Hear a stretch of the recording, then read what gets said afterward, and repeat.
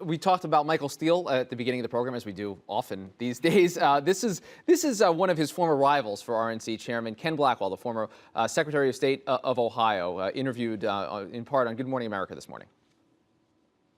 There is a pattern of missteps, miscues, and misstatements. And as a consequence, we now can't fall back on the issue of race. Let me just say that I believe that if a chairman who happened to be white had made these same missteps, he or she would be under the same line of criticism.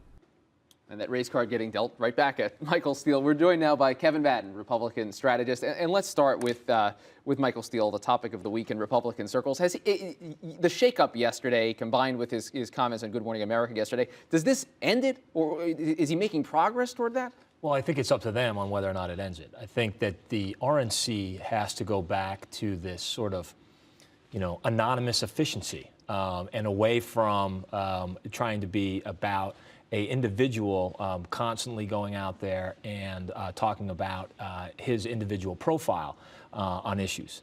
And by that, I mean that the RNC has to go back and doing what it does best, which is serve as a sort of engineer, serve as the infrastructure for Republican Party apparatus, for the Republican Party's apparatus around the country in races, rather than be about some of the drama and the circus elements that have been covered right now because of the recent developments related to fundraising and spending. But Kevin, I feel like I could go back over a year's worth of your appearances here and pick out from the summer and the fall and Are you saying the same exact thing? Well, not the same thing, but the same idea that Steele they have to go back is having but maybe this guy's not capable of that. Isn't that a possibility? Well, my point is that this will continue unless they go back to that, trying to assume that quiet efficiency. If it continues to be, they feel this need to go out, and the chairman feels the need to go out and defend his profile and defend his reputation, then we will continue to have these sorts of things. If we continue to look at the palace intrigue and its firing and resignation, and there's continued exodus of staff, or I shouldn't say continue because there hasn't been that much. There has been some staff turnover. But if that continues to be the story, then we will continue to talk about this every single week. And what should we make of this new organization that you've got some involvement in? Actually, it's saying it's going to raise $50 million to spend on House and Senate candidates. A lot of these are insiders, former insiders of the RNC who are coming to the outside and spending on the outside. Is this a message to Chairman Steele and to the RNC? No, I think for Republicans to win in 2010, to have the success that we're hoping to have, all the levers of the Republican apparatus need to be working. American Crossroads, a 527 that's being set up by a number of folks who are the top party strategists. It's designed as a complementary measure to go out and affect races around the country. But it's also, its success is dependent on a strong RNC. Its success is dependent on a very strong fundraising infrastructure around the country for state parties, for candidates, for 527s that are going to be independent expenditures, and then the party apparatus. So the national party apparatus. So all of these need to be firing if we're going to win. Now, explain to me, and I know you have conversations with these folks, but if you're at the NRSC, the Senate Committee, or the NRCC, right. It seems to me this RNC story probably impacts them the most in terms of the apparatus you were discussing. Is there any way for those committees to sort of push the RNC to the side? I think that some folks, when there are some donors out there that may be unhappy with the RNC, when they look to, place their investment in their party principles, they think that the NRCC or the NRSC could be better places.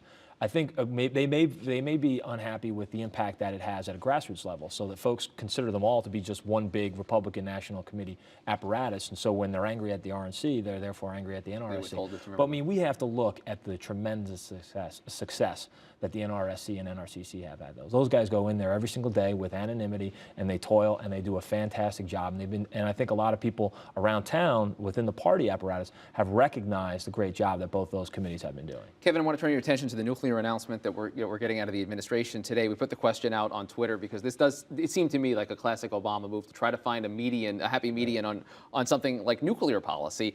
It does though raise the question to me about whether this is the kind of issue that lends itself to that. And what's your sense of how it's going over and is likely to be received, particularly among these Senate Republicans who will have to be involved in a treaty confirmation? That's a great question, because I think a lot of times those of us in this, the political arena, we tend to hyperanalyze polarize things. And we think, oh, he's moving to the middle. This is going to be huge for a lot of voters who are in the middle. Well, look, right now, the one issue that is having the most catalytic effect on voter anxieties is the economy. So I think it remains to be seen whether or not this play to the middle, or the path of least resistance, quite frankly, really does mobilize a lot of voters in the, a lot of independents and a lot of moderates to think, oh, well, maybe he's not, maybe the president is not overseeing this big giant leftward lurch of policy in the country. But on the economy, Yes. My issue is on the economy, spending and deficits being out of control right now. That the American public, it's going to be hard to bring them back to that middle, especially many of those moderates and independents. The notion, though, of getting to the 67 votes, this is something that you could foresee some Republican buy-in in? I mean, I keep looking at Lugar as this guy he has a fantastic personal relationship with on this issue specifically. They've worked together. He's the chair of the minority on foreign relations, and it seems that he'd be willing to sort of work to get the 67 Possibly. I mean, votes. I think that that's an issue that many people are willing to work on, and there are more people that are willing to take the politics out of that. But there's also the coalition problem, where there are many Democrats and Republicans up there who are very wary of Medvedev and Russia's increasing influence in Eastern Europe. And so that it's going to be much more about trying to forge those coalitions, trying to find a common ground there than it is whether or not it's just, hey, Republicans are going to play ball. All right, Republican strategist Kevin Madden, thanks for being here. Appreciate Great to be it. with you, as always. Thank you, sir. That does it for this edition of Top Line. Be sure to click us on again tomorrow. Twitter.com/the note. So, Kevin, I decreed that the baseball season actually starts today. No, it's on Sunday night. I don't believe